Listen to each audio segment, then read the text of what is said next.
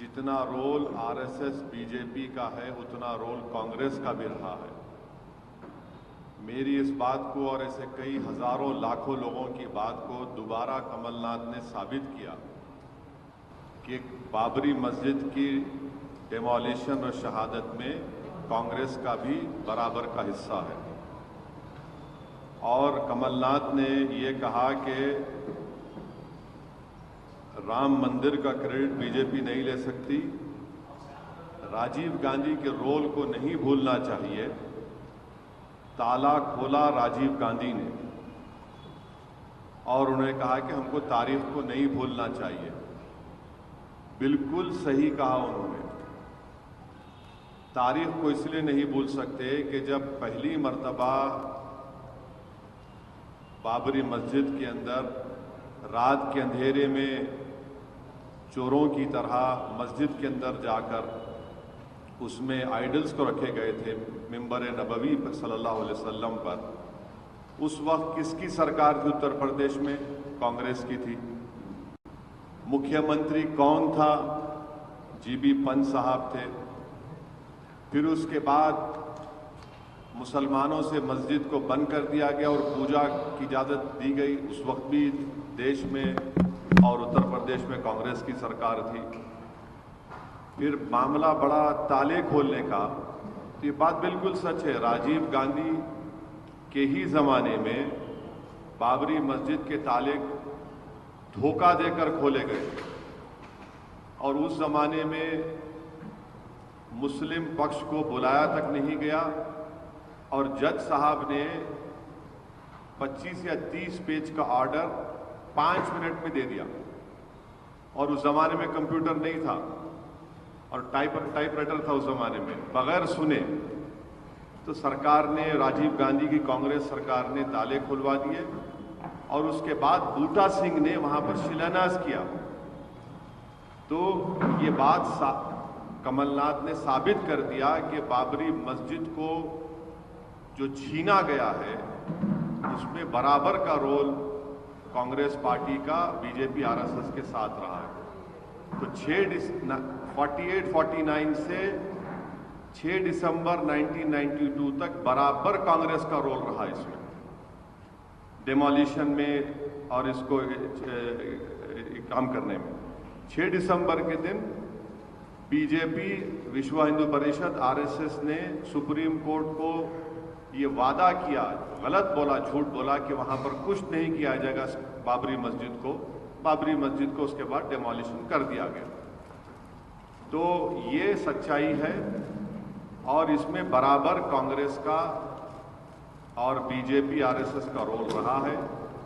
मैं तो ये पूछना चाहूंगा कांग्रेस के नेताओं से कि क्या आप लोग क्यों सेकुलरिज्म का एक झूठा चेहरा जनता के सामने हमेशा पेश करते आ रहे हैं? मैं पूछना चाहूंगा राहुल गांधी से कि क्या आपके वालिद जब देश के प्रधानमंत्री थे तो क्या उन्होंने बाबरी मस्जिद के ताले खुलाए थे? नहीं खुलाए थे। मैं पूछना चाहता हूं कांग्रेस के तमाम लीडर से जो अपने आप को बड़ा सेकुलर और लिबरल कहते हैं, बल्कि अंदर से जितना नफरत उनके दिलों में है, हिंदुत्व की आइडियोलॉजी पर दोनों चलते हैं।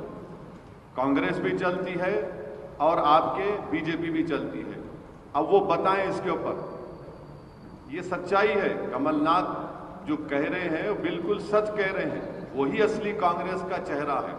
और कमलनाथ साहब का एक बहुत बड़ा रोल भी रहा है। जब 84 में सिखों का जेनोसाइड हो रहा था दिल्ली की सड़कों पर, उस वक्त हम पूछना चाहते हैं कमलनाथ से और कांग्रेस से कि क्या कमलनाथ और कांग्रेस पार्टी नहीं जानती कि रिकाबगंज के गुरुद्वारे में क्या हुआ?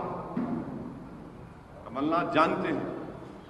बहरहाल ये इनका बयान जो आया है, इससे कांग्रेस पार्टी का रोल उन्होंने एक्सेप्ट किया है बाबरी मस्जिद के डेमोलिशन में, बाबरी मस्जिद को मुसलमानों से छीनने के लिए।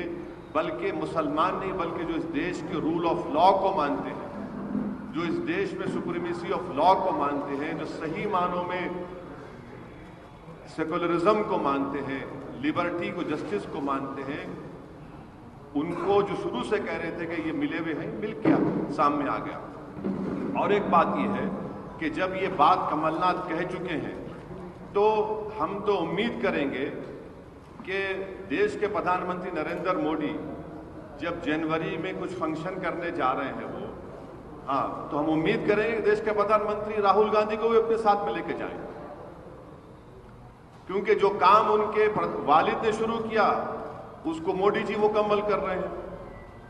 तो देश के प्रधानमंत्री को चाहिए कि अपने साथ राहुल गांधी को भी लेके जाएं, ये अच्छा रहेगा, राम और श्याम की जोड़ी रहेगी।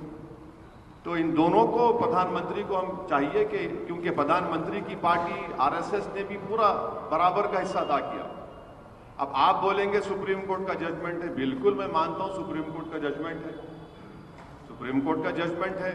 Supreme court is supreme but not infallible. Supreme court ने यह भी कहा कि मुसलमानों ने मंदिर नहीं तोड़ी थी। और हैरत की बात यह है कि वो क्रिमिनल ट्रायल में किसी को सजा नहीं हुई। आप देखो कैसा एक सीक्वेंस देखिए आप, उस वक्त से लेके अब तक किसी को सजा नहीं हुई, माने सब मौजूद थे। दिल्ली में कांग्रेस की सरकार, उत्तर प्रदेश में बीजेपी की सरकार। नमस्कार, मैं हूं मानक गुप्ता। अगर आपको हमारा ये वीडियो पसंद आया हो तो इसे लाइक और शेयर जरूर करें, और हां, हमें सब्सक्राइब और फॉलो करना ना भूलें ताकि आप देश और दुनिया की कोई खबर मिस ना करें। तो जुड़े रहिए हमारे साथ और देखते रहिए News 24।